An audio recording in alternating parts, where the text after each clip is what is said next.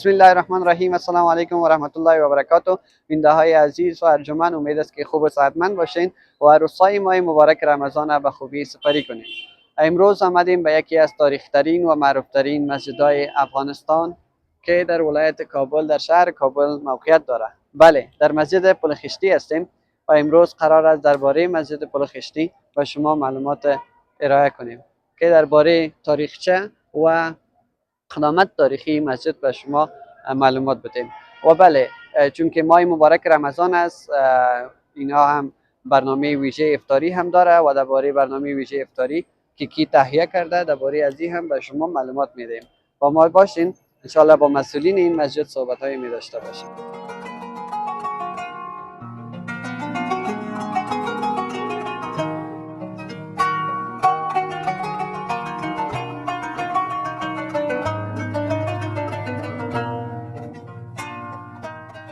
بیننده های عزیز، سال میریم با یکی از مسئولین این مسجد صحبت میکنیم. با ما باشین. قسمی که شما میبینین یک برنامه افطاری هم یاد داره و اینجا به مردم ما افطاری میده. السلام علیکم. خیاستی خاری صاحب. سلام صاحب خیر بخیر. خاری صاحب کده شما منتظر نو پیژنی. بسم الله الرحمن الرحیم. زمن دی عبدالحمید د کاپیسا ولایت نجراب ولسوالۍ د افغاني د علاقې ما او د پرخشي جامع جماعت رسمي مؤذن. مننه. کده شي مونږ ته د پل خشتی جماعت په تاریخچه باندې معلومات راکړي، ځکه چې دا ډیر مشهور جماعت ده او ټول افغانستان کې د خلک پیژني. مونږ ته معلومات راکړي چې څو وخت دا جوړ شو، د چا وخت کې جوړ شوی، د تاریخچه مونږ ته ووایي. مسجد پل خشتی خو په افغانستان کې یو تاریخي مسجد دی او په تاریخ کې ثبت دی، ځکه چې د دې تهداب صحابه کرامو ښه دی او د حضرت عثمان څخه په خلافت کې چې کله افغانستان کابل فتح شو، نو دلته د صحابه کرامو د دې کې د دې قرارګاه وه، وسطی وه، هلته اوسېدل، د پاتې کېدل. نو بیا دوی داسې یو ترتیب جوړ کړ، پلان یې جوړ کړ چې یاره دلته خو موږ تاسو مسلمانان یاستو او دلته زموږ لپاره یو مسجد ضرورت دی، نو یو مسجد به جوړ کړو. په همغه اساس باندې بیا صحابه کرامو هغه کوم والي چې د دې ځای هغې ولې د دې مسجد تهداب به هغه سړی ږدي چې په ټول عمر کې تهجد نه قضا کړي. یو صحابي په نام د عبدالرحمن بن سموره، دا په حدیث کې راغلی دی چې هغه مخ پټ و، راغی د تیږه راواغېستله، د مسجد دغه تهداب یې کېښوده. نو د دې تهداب چې د صحابه کرامو د زمانې نه دی او د حضرت عثمان په خلافت کې صحابه کرام دلته راغله، د همغه وخت نه د اساس ایښودل شوی دی او دا مسجد دلته بنا د جوړ شوی دی. بیا په دې بیا دغه مسجد څو پیرې شهید شوی دی، ړنګ شوی دی، شهید شوی دی، بیا جوړ شوی دی. نو بیا دغه نوع اعمار چې تاسو وینئ، دغه اعمار دا د ظاهر شاه په وخت جوړ شوی دی، تقریبا 90 کاله یا څه باندې 90 کاله به کېږي چې دغه اعمار دی. مولوي صاحب که موږ ته ووایي چې د څو نفرو گنجایش لري دا جومات؟ دې جومات کې تقریبا موږ حدودا چې موږ کوم انداز موږ اخیستی دی، دا دننه او بیرون 10,000 مزګزار دې کې ځایږي او دغه مزګزار دا جمعې په ورځ کې یا نور په دې روژه مبارکه کې دا ټول ډکېږي. دې خوا طرف ته، دې خوا دننه مسجد، پاس منزل، دا ټول ډک وي. نو 10,000 مزګزار دې کې ځایږي. ماشاءالله د کابل نفوس هم ډیر ده او د پل خشتي جومات موقعیت داسې یو ځای کې ده چې د خلکو ګڼه ګوڼه ډیره ده. اما یو جماعت کېږي یا بعضې وخت څو جماعت هم کېږي؟ پل خشتي جومات کې خو یو خو عام یو جمع هم کېږي چې بیروبار او ازدحام زیات پکې وي. نو غیر د هغې نه دلته چې کله لمونځ وشي نور خلک راځي، مسافر دا خو څلور لارې لري دلته، مسافر راځي، خلق راځي، د دکانداران څه پاتې وي د اولې جمعې نه، نو دلته د مازدیګره پورې جمع کېږي چې تر څو مونځ قضا شوی نه وي جمع روانې وي. روژې مبارکه میاشت ده مونږ پوهېږو او په روژې مبارکې میاشت دی کې په تراویحو کې خلک راځي، نفوس د خلکو څنګه ده؟ ډېر راځي لکه جمعې مانځه غوندې ماسې ډېر دي خلک؟ تراویحو په اړه که موږ ته معلومات راکړي. بلې د تراویحو کې زمونږ الحمدلله نفوس ښه دی، ځکه چې دغه علاقه خو اهالي نه لري، خو بیا هم نسبتا په نورو ځایونو ته کې زمونږ مسجد د جمعوري زیاته ده، 4 صفه 15 صفه په تراویحو کې وي، په ختم کې وي. او نن پوهېږو چې دا د درېیمه لسیزه د روژې داخله شوه او موږ ته که دا معلومات راکړي چې دا معتکفین چې کیني که څو نفره دي اعتکاف کې چې خلک ناست دي، دې په باره هم که موږ ته ووایي. بله الحمدلله موږ کال په کال په مسجد جامع په نخشتي کې 50 نفره 45 نفره معتکفین لرو او د پاس منزل کې دلته موږ د دې لپاره ځای جوړ کړی، ترتیب مو ته برکړی دی، عمل ته کینی، نو الحمدلله کسان کافي خلق پکې دي. بعضې وخت دلته د افطاري برنامې اوسي یا نه اوسي، او دا افطاري برنامې چې اوسي دا څوک تهیه کوي؟ خلک یې تهیه کوي یا بنیادونه دي؟ بلې دا یو مؤسسه خیریه ده چې دا د دې حمایت ترکان کوي او د ترکیې د خوا نه دي، بیا افغانان ورسره همکاران دي، کله ناکله په تېره روژه کې هم دی دلته راتلل افطاري دپاره، او دې روژه کې هم دی دویم ځل دی، یو پېره په اوایلو کې راغلي وو او اوس هم دی راغلي، تقریبا د 3 ورځې بیا دلته دې پروګرام لري چې د افطاري خلکو ته ورکړي، یا عام مسلمانانو ته او د مستحقینو ته د افطاري پروګرام د 3 ورځې نور دلته لري. ډېره مننه قاري صاحب چې موږ ته دې معلومات راکړه.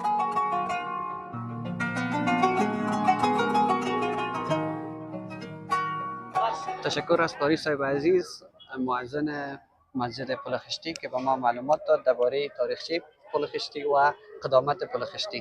و قسمی که شما میبینید در اینجا در مسجد پل خشتی یک برنامه افطاری است که از طرف یکی از بنیادهای خیریه ما فراهم شده و مردم نیازمند یا کسانی که میخوان روزه خود افطار کنند. میریم با مسئولین این بنیاد هم صحبت میکنیم که این افطاری را چطور ساختن. با ما باشید. سلام علیکم. خیر هستی؟ سلام خبر؟ ستړي مشه خاصه کېدای شي موږ ته ځان وپېژنې قاري صاحب؟ زه ذبیح الله حمیدي یم د احساس خیریه موسسې له همکارانو څخه. ډېره مننه. محترم موږ ته کولی شي د احساس موسسه یا خیریه بنسټ موږ ته معرفي کړي چې څه وخت یې کار شروع کړی ده او د دې په برنامه باندې موږ ته معلومات راکړي؟ مننه قدرمن ورور، سلامونه او نیکې هیلې تاسو ته او لیدونکو ته وړاندې کوو. احساس خیریه موسسه الحمدلله لکه څنګه چې د نوم نه پیدا ده احساس 1490 کال کې د دې تاسیس شوی دی چې دغه د 15 کال پوره کېږي. الحمدلله د هیواد په مختلفو ولایتونو کې تقریبا موږ په 22 ولایتونو کې دفاتر او همکاران لرو، د 15000 نه زیات همکاران او رضاکار ملګري لرو. مرکزی دفتر مو کابل کې دی او د کابل ښار په مختلفو ناحیو کې موږ برنامې لرو، په ولایتو کې لرو. د روژې په برنامو کې د روژې د اولې ورځې نه تر ننه پورې موږ زرګونه هیوادوالو ته روژه ماتې ورکړې، زرګونو ته مو خوراکي بستې او پکیجونه ورکړي، نغدي مرستې مو ورته ویشلي. همدا ډول په کله چې اضطراري حالت را پیښیږي، زلزله، سیلاب، طوفان، دا راځي، نو الحمدلله احساس خیریه موسسه د مشر په شمول له ټیم سره همغه ساحې ته ځي چیرته چې زموږ هیوادوال متضرر شوي دي. دا اوس موږ په کونړ کې د پاکستان لخوا چې کوم توغندي ورول کېږي د افغان مظلوم ملت باندې، هلته هغه بې ځایه شوو خلکو ته موږ روژه ماتې او نورې مرستې رسوو. په تورخم کې هم زموږ برنامې وې مهاجرینو ته چې هغې ته مو د روژه ماتي خوړو ترڅنګ لباسونه نور کوم ضرورتونه چې څه مو چې په لاس کې لرل هغه مو ورته ورکړي.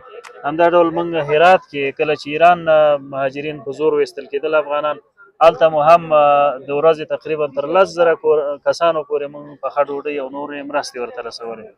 که موږ ته ووایي چې د احساس بنسټ کې دا کومکونه څه رقم ټولېږي او دا کومکونه چې ټولېږي دا خلک چې خارج کې دي یا خلک چې لږ زره شتمن دي هغوی ورکوي یا تاسو خپله ځان ته خاص ټیم لرئ چې دا فقط موږ ته معلومات راکوي چې څنګه د پیسې احساس خیریه مؤسسه د شتمن او فقیر ترمنځ یو ارتباطي پول دی.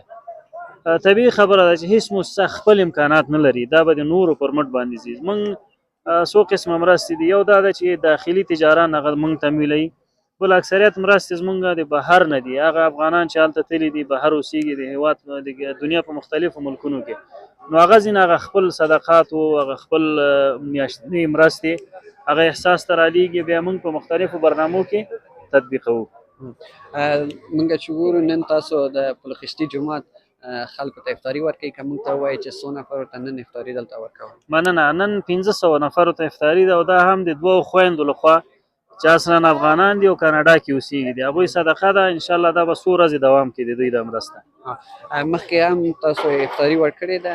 دلته په پلخشتي جومات کې موږ څو ورځې مسلسل راغلو، د ماښامۍ موږ دلته 500-600 نفرو لپاره موږ روژه ماتې تیار کړی. دا نقدي مرسته چې تاسو خلکو سره کوئ، دغه غریبان یا هغه خلک چې واقعا نیازمند دي هغوی څه رقم تاسو مشخصوئ یا څه رقم پېژنئ؟ زه خپله د احساس په هغه عاجل او بیړنیو مرستو مسؤل یم. زه عموما د کابل ښار مختلفو ناحیو کې مساکینو ته ځم، کورونه یې ګورم، بیا د دوی دا درد بهر چې کوم ملګري خویندې ورونه دي هغوی سره شریکوم، بیا مقابل کې مرستې راځي هغه ورته ویشو. یوه طریقه دا ده چې زه خپله ځم، او بل دا ده چې موږ په خپلو د کابل په ناحیو کې موږ مسؤلین لرو، د هغوی په رابطه باندې هم موږ خلک مشخص کوو، هغه 0 درجه کې چې څوک وي هغه په نښه کوو، بیا د هغوی لیست لیکو، بیا یوې ساحې ته راغواړو نو مرسته ورته ویشو. ډېره مننه چې تاسو موږ ته معلومات راکړه او دغه موږ ته ووایي چې دا احساس په بنسټ کې چې ده دا ټول خلک چې دلته کار کوي څرنګه چې تاسو یاستئ دوی ټول رضاکارانه کار کوي؟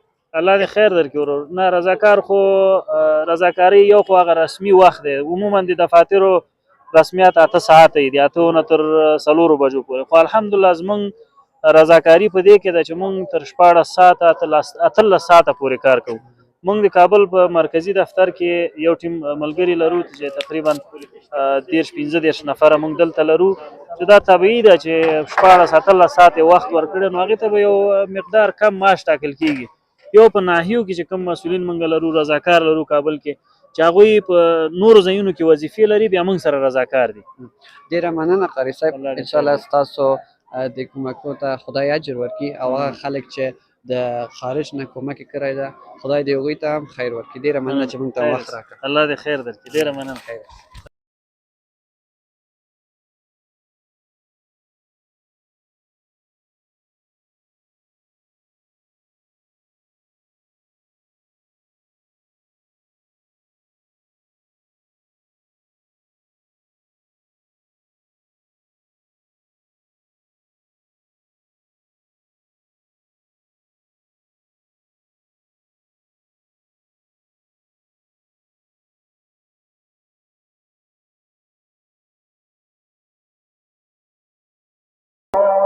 بیدای عزیز آذان شام شد و حالا روزه را افطار میکنیم. قسمی که شما میبینیم با تقریبا 500 نفر از طرف بنیاد خیریه اساس اینجا افطاری داده میشه. خداوند برشان اجر بده. أشهد أن محمد رسول الله